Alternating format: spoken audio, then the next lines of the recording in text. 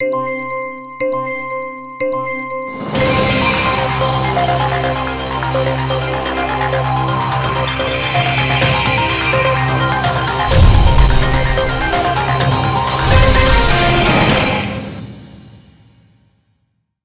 दर्शकों, बात आज के चैनल में आपका स्वागत है। मैं हूं पारुल शर्मा और पेश है आज की सच्ची बात पक्की बात।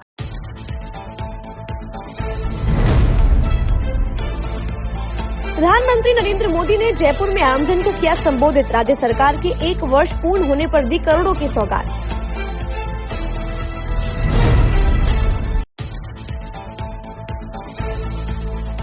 केंद्रीय कारागृह में 70 वर्षीय कैदी की हुई मौत। मृतक बताया जा रहा है हार्ट पेशेंट।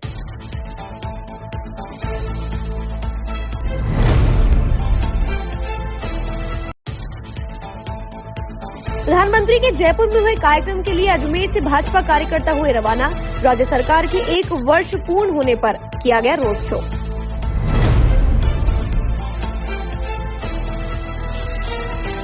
पीएम के रोड शो में शामिल होने जा रही बस हुई हादसे का शिकार। बस में सवार एक यात्री हुआ घायल, 2 हुए चोटिल।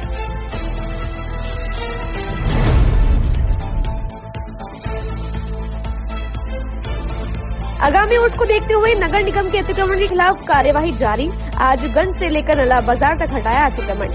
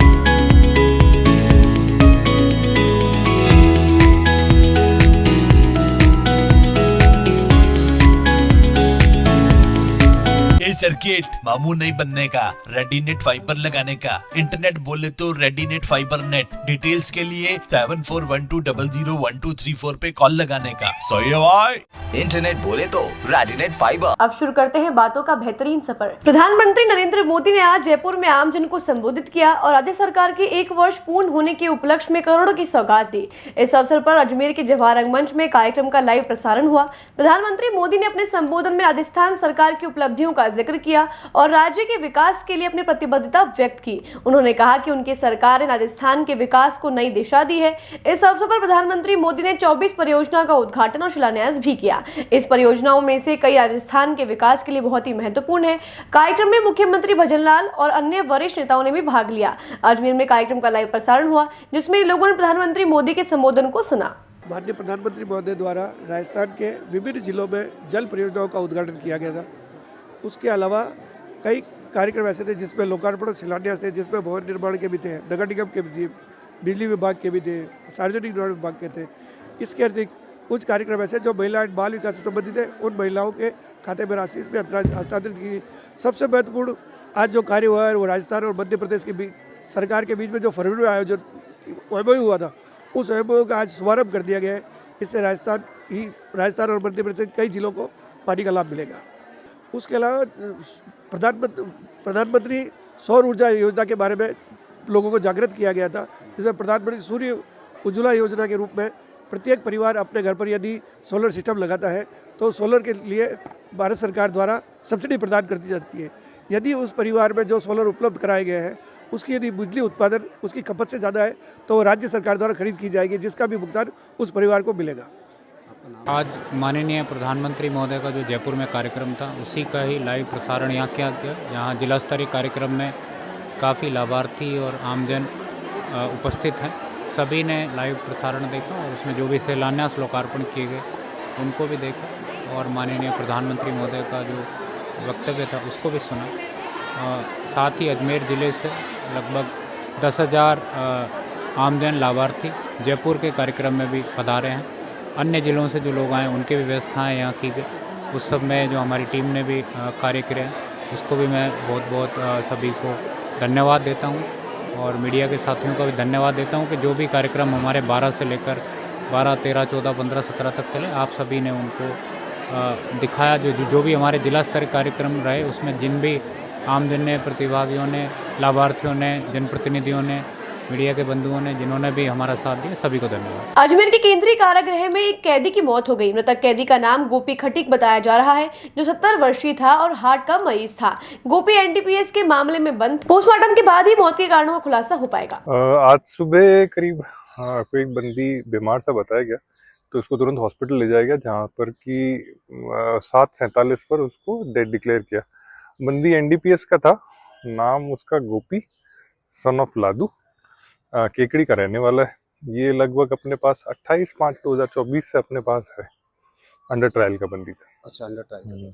और उसका पुराना हिस्ट्री, उसका हार्ट का कार्डियक पेशेंट था, सीओपीडी का पेशेंट था, अस्थमा भी था उसको। हाँ, इसका नॉर्मल प्रोसीजर ये रहता है कि सीजीएम साहब आदेश करते हैं और सीजीएम साहब जिनके नाम से आदेश करते हैं और एक मेडिकल बोर्ड गठित होता है और वो इसका पोस्टमार्टम करवाता है, तो उससे उसका कंक्लूजन निकलता है। राज्य की भजनलाल सरकार के 1 वर्ष पूर्ण होने के उपलक्ष्य में आज जयपुर में एक विशाल रोड शो का आयोजन किया गया, जिसमें अजमेर से भी भाजपा कार्यकर्ता और पदाधिकारी रवाना हुए। इस दौरान प्रधानमंत्री नरेंद्र मोदी ने जयपुर में विशाल रैली में भाग लिया, जहां उन्होंने खुली जीप में रोड शो किया। उनके साथ राजस्थान के मुख्यमंत्री भजनलाल शर्मा और भाजपा प्रदेशाध्यक्ष मदन राठौड़ भी मौजूद रहे।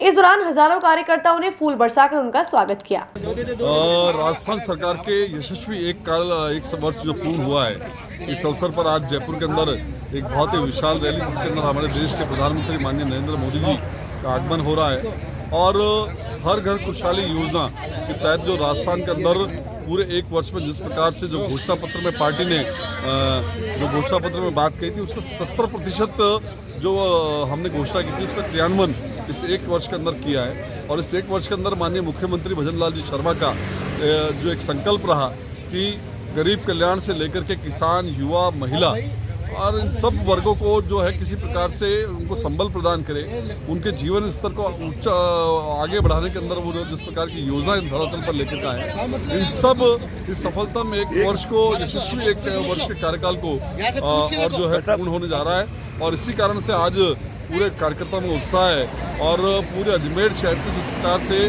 कार्यकर्ता यहाँ पर बसों के माध्यम से जो हमने यहाँ पर व्यवस्था की है कि हमारे शहर जिले से लगभग 95 बसों के माध्यम से, जिसमें उत्तर, दक्षिण और किशनगढ़ तीनों विधानसभाओं के कार्यकर्ता आज जयपुर जा रहे हैं। कार्यकर्ता में उत्साह है, जनता में उत्साह है और जिस प्रकार से आज वहाँ पर दृश्य बनने वाला है, मैं कह सकता हूँ कि माननीय मोदी जी के सबसे ऐतिहासिक सभा ये होने वाली है। अजमेर के नसीराबाद से जयपुर में प्रधानमंत्री नरेंद्र मोदी की रैली में जा रही एक बस जयपुर रोड हाईवे पर किशनगढ़ टोल क्षेत्र में दूसरी बस से टकरा गई।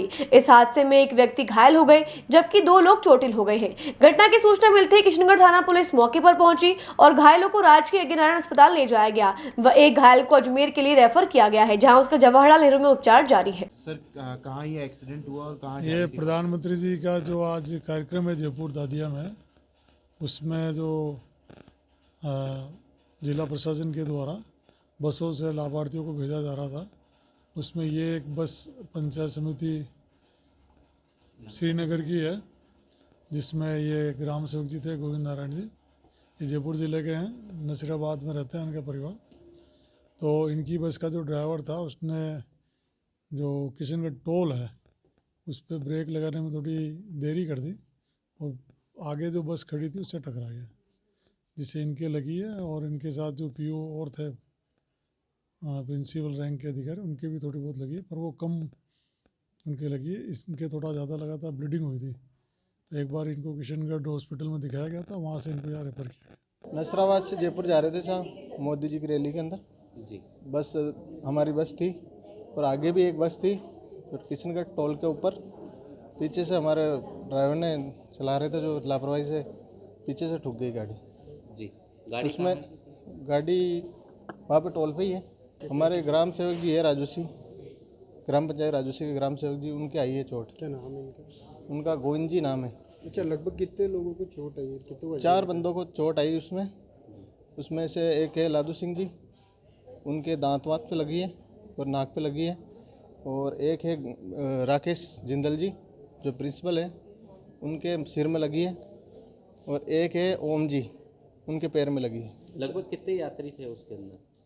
बस में 15 के समथिंग होंगे सर जी। अच्छा, अजमेर कितने जनों को लेकर आए? अजमेर अभी अजमेर तो एक को ही रेफ़र किया है जी, और दो को वहाँ पे प्राथमिक उपचार वहाँ मिला है किशनगढ़ यजनारायण हॉस्पिटल में, और एक बंदा था जो उसके अभी बता रहा है वो मेरा इतनी लगी हुई। नगर निगम द्वारा अतिक्रमणियों के खिलाफ कार्यवाही लगातार जारी है। इसी कड़ी में आज गंज से लेकर नला बाजार तक अतिक्रमणियों के खिलाफ कार्यवाही की गई और उनके सामान को भी जब्त किया गया। आपको बता दें कि ये कार्यवाही उर्स के मद्देनजर की जा रही है ताकि मेले में आने वाले जायरीनों को किसी प्रकार की कोई असुविधा न हो। क्या है ये अतिक्रमण हटाने की कार्रवाई हो रही है, उस मेले के दौरान कार्रवाई चल रही है अतिक्रमण हटाने की। अच्छा, कहाँ से लेके कहाँ तक का अड्डा है? ये गंज से लेके दिल्ली गेट होते हुए नला बाजार की पूरी जो भी अतिक्रमण हो रखा है रोड के ऊपर, उसको हटाया जा रहा है। जो बाहर पे ज़्यादा अतिक्रमण कर रखा है उनको हटाया जा रहा है। बातों को देते हैं एक छोटा सा विराम, जल्दी मिलते हैं एक नए सफर पर।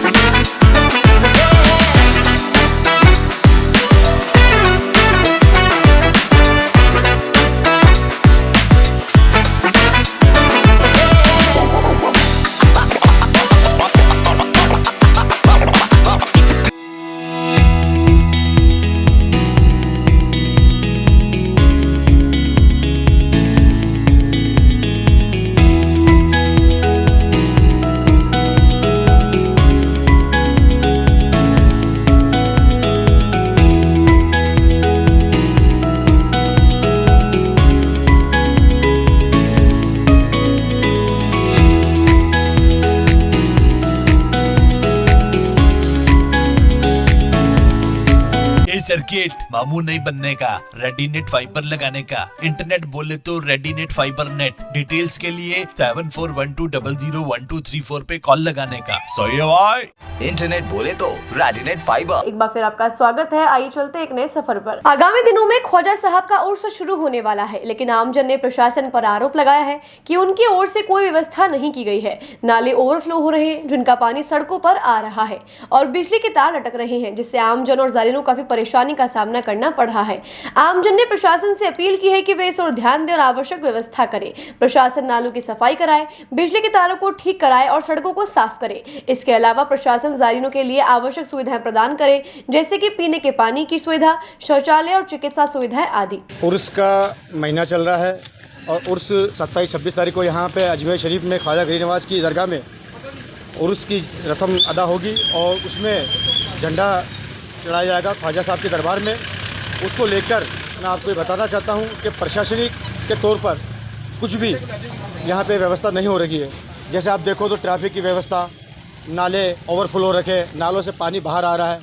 आप दिल्ली गेट से लेकर ठेठ आप होटल शोभा से आगे तक गुरुद्वारा तक देख सकते हैं आप। बिल्कुल नाले जो है ओवरफुल कर रखे, जिसमें पूरा जायरीनों के छींटे लग रहे हैं। ये अपने फुहारा से लेकर दरगाह तक ये VIP रोड है। यहाँ बड़े बड़े नेता, मंत्री, बड़े बड़े सेलिब्रिटी सब आते हैं इस रोड पे, और उनका यहाँ पे हाल जो है बदहाल हो रखा है। और कई जायरीनों के छींटे लगते हैं जो दरगाह शरीफ में जाते हैं, और बड़ा व्यवस्था के नाम पे प्रशासन अभी तक कुछ भी नहीं किया है। और अपने उर्स नज़दीक आ रखे हैं, उसमें तार जो है लाइटों के, बिजली के तार जो है वो लटके पड़े हैं, उनकी तरफ से कोई व्यवस्था नहीं है। पार्किंग को देख ले आप, दिल्ली गेट से लेकर ठेठ वहाँ तक आम नागरिकों को, आम आदमियों को चलने की जो भी है वो दिक्कत आ रही है।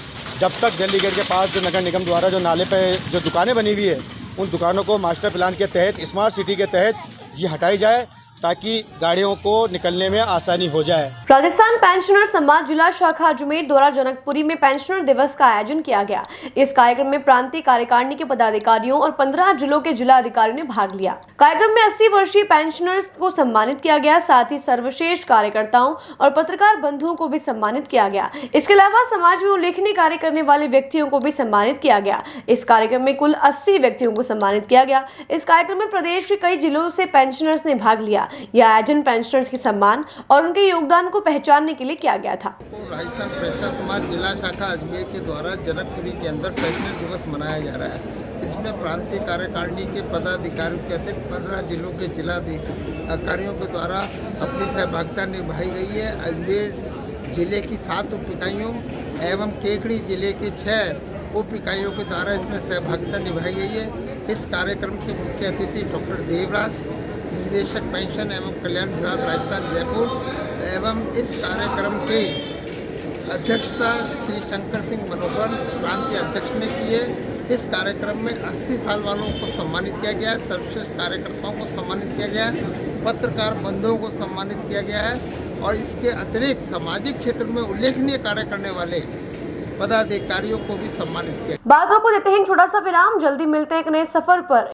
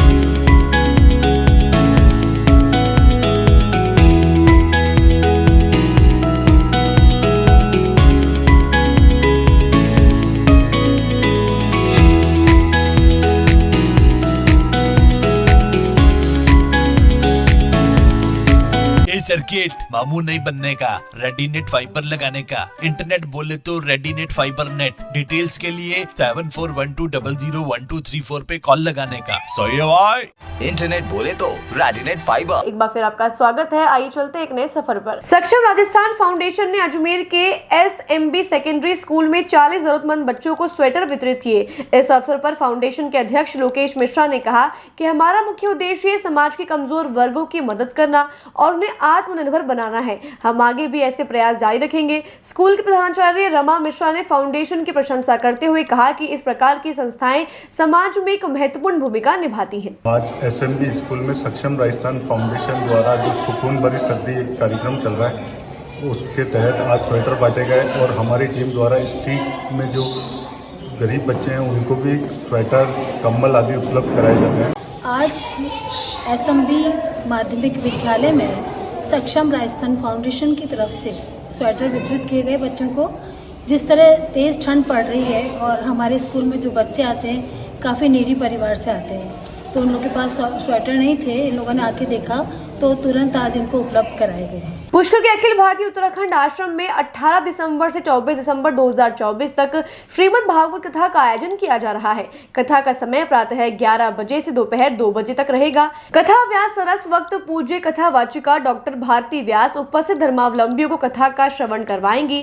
कथा में श्रीमद् भागवत कथा के महात्म्य, मंगलाचरण, सुखदेव जी का जन्म, परीक्षित की जन्म कथा का वर्णन किया जाएगा। कार्यक्रम के दौरान विशेष रूप से कथा स्थल पर सुबह 7 बजे से 8 बजे तक रोजाना योग एवं ध्यान के कार्यक्रम आयोजित किए जाएंगे। वहीं रोजाना कथा के पश्चात निःशुल्क ज्योतिष परामर्श दिया जाएगा। ये उत्तराखंड भवन पुष्कर में हमारा एक भागवत कथा आयोजन जो है श्री केशव संघनी न्यास के माध्यम से, सेवा न्यास के माध्यम से हो रहा है। और हमारा इसमें पूर्ण रूप से यूथ को, युवाओं को भगवत कथा के बारे में ज़्यादा से ज़्यादा जागरूक करना धर्म जागरण का एक मिशन है, जिसमें हम हर एक कैटेगरी के बुजुर्ग से लेकर के बच्चों को, सभी को हम भागवत कथा का श्रवण कराना चाह रहे हैं, ताकि उनका हाउ टू लिव, ज़िंदगी को आगे जीने के लिए उन्हें भगवान श्री कृष्ण के जो अर्जुन को उन्होंने जो ज्ञान दिया था, मोक्ष के लिए। आज मेरे यहाँ भी उत्तराखंड में हम लोग केदारनाथ में लोग यात्रा करते हैं, प्रायश्चित यात्रा। लोगों को पता भी नहीं है कि जब भीम को मोक्ष चाहिए था तो भगवान शिव को ढूंढते हुए चले गए।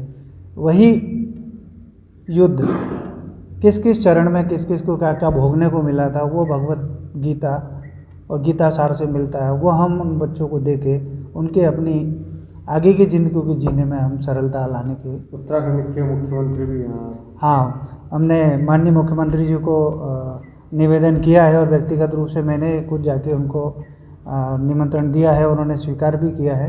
अब उनकी क्या डेट आती है, उनकी व्यस्तता ज़्यादा है और हो सकता है कि इस भागवत कथा में उनका आगमन हो। आज के लिए बस इतना ही। कल फिर होगी आपसे मुलाकात, तब तक के लिए दीजिए इजाजत। नमस्कार।